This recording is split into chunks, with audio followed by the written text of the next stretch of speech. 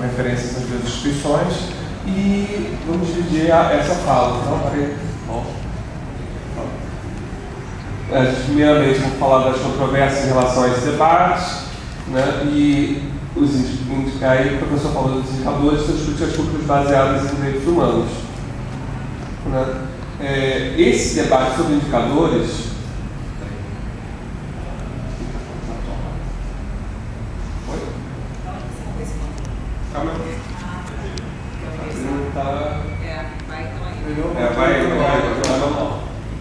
Vamos lá. Então, né, sempre quando se remete à questão dos direitos humanos, nós temos uma rápida relação com a construção do Estado de Direito, a questão da cidadania, né, e com o próprio liberalismo político, né, garantir ao indivíduo, né, um respeito à sua liberdade política, à sua liberdade civil e, posteriormente, naquela escala de marcha, aos seus direitos sociais também e já numa quarta geração de direitos. Até aí tudo bem, esse é um debate bastante canônico, um ponto de passagem comum em vários textos, em várias discussões.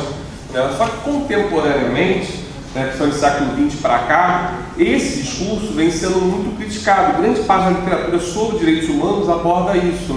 Como essa construção histórica dos direitos humanos, muitas vezes, traduz uma certa maneira de Estado, uma certa cultura, um certo conjunto de princípios muito pertinente às grandes democracias do Ocidente e, por uma outra construção também desse Ocidente, que é o relativismo, que é a contribuição da antropologia, uma denúncia de que esse Estado liberal, de que esse Estado de direito, muitas vezes é não significativo, é não satisfatório, quando não uma dominação disfarçada, ou uma forma de dominação, que muitas vezes ignora e destrói e não se apropria de outras culturas, de outras formas de viver, de outras maneiras de estar no mundo, que muitas vezes essa visão liberal, essa receita de boa democracia de Estado, não permite que nós consigamos contemplar essa diversidade societal que temos ao longo do globo. Esse é um debate bastante interessante e a questão de indicadores ela é muito atravessada por essa questão, como é que eu faço monitoramento de políticas públicas, como é que eu reconheço a construção dos trabalhos, sem levar em consideração quem é este outro que está sendo investigado, como é que é essa relação entre pesquisador, monitoramento, construção de políticas públicas e os resultados das pessoas que se beneficiam ou são agentes também dessas políticas públicas. A despeito dessa questão sobre o universalismo e particularismo dos direitos humanos, devemos constatar que os Estados contemporâneos eles têm, em grande medida, avançado muito na construção de mecanismos, de instrumentos, de normativas, de políticas públicas relacionadas a direitos humanos. Na arena internacional, nós separamos aqui de 10 principais tratados sobre direitos humanos. Nós temos uma relativa adesão, mesmo que formal, a esses tratados. Isso parece pouco, parece só, talvez, em alguns casos, um mero formalismo do Estado, mas isso cria, ao longo do tempo, um sistema de proteção internacional, local, que vai criando contradições, que vai criando problemas, que vai lentamente ou conflituosamente gerando mudanças também nas arenas domésticas, também nas situações internas dos Estados, e promovendo discussões em relação a isso. Então, a despeito de sabermos se os direitos humanos podem ser universais ou não, se relativizando a questão do Estado de Direito, ampliando essa noção do Estado de Direito, nós poderíamos abarcar, que nós percebemos que os Estados contemporâneos, você tem nos principais pactos, nos principais acordos, uma adesão bastante expressiva, superior a 80%, no caso aqui do direito das crianças, tem 100% de adesão dos Estados da ONU, bastante significativa essa adesão dos Estados. Então, independente desse debate, que é bastante tenso, bastante conflituoso, sobre o relativismo e universalismo dos direitos humanos, nós temos na prática os Estados contemporâneos implementando, discutindo questões de políticas públicas. E nesse sentido é muito válido iniciar um debate que ficou meio eclipsado por essa discussão maior, sobre como é que eu construo esses indicadores, como é que esses indicadores podem ser vistos de formas favoráveis, desfavoráveis, como é que as políticas públicas podem construir um monitoramento que não seja um interesse só de um grupo, de uma elite, interesses perversos, mas interesses maiores e realmente significativos.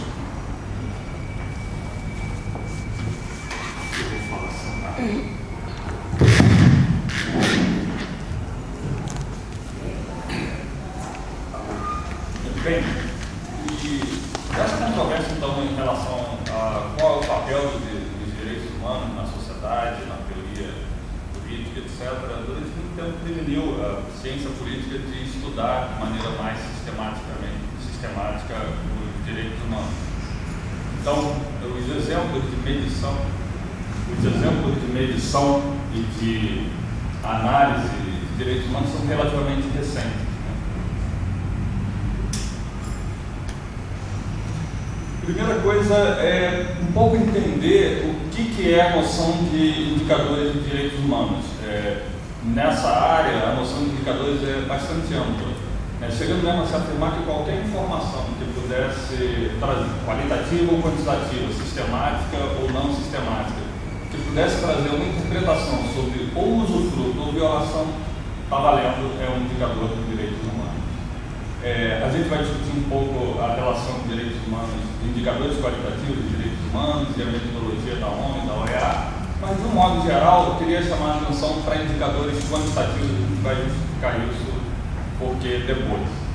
Queria chamar a atenção que tradicionalmente a gente tem 3 tipos de indicadores de direitos humanos e vou discutir um quarto que está sendo mais utilizado mais recentemente. Indicadores de eventos, de padrões e de percepções. Indicadores de eventos são mais tradicionais, são os que são usados pelas ONGs internacionais de direitos humanos, basicamente relatos de violação ou de testemunhas ou de relatos de jornal. São extremamente importantes para a advocacia, a promoção da agenda de direitos humanos, mas a gente vai ver um pouco mais à frente que eles são insuficientes para a proposta do Programa de Viena. O Programa de Viena de 93 tem uma linguagem muito forte com ideias de políticas públicas. Então ele fala de planejamento, monitoramento, de alocação de recursos, cooperação internacional, sistemas de avaliação e, mais interessantemente, chega a falar até mesmo de sistema de indicadores para avaliação da realização de direitos humanos. Então, os indicadores de violação são interessantes, importantes para a advocacia, mas não permitem esse viés sistemático que é necessário para o monitoramento e a avaliação de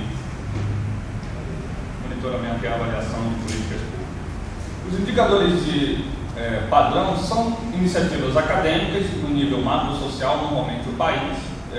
São escalas de julgamento, o mais comum, o mais conhecido é o indicador, as escalas de liberdades civis e políticas da Freedom House.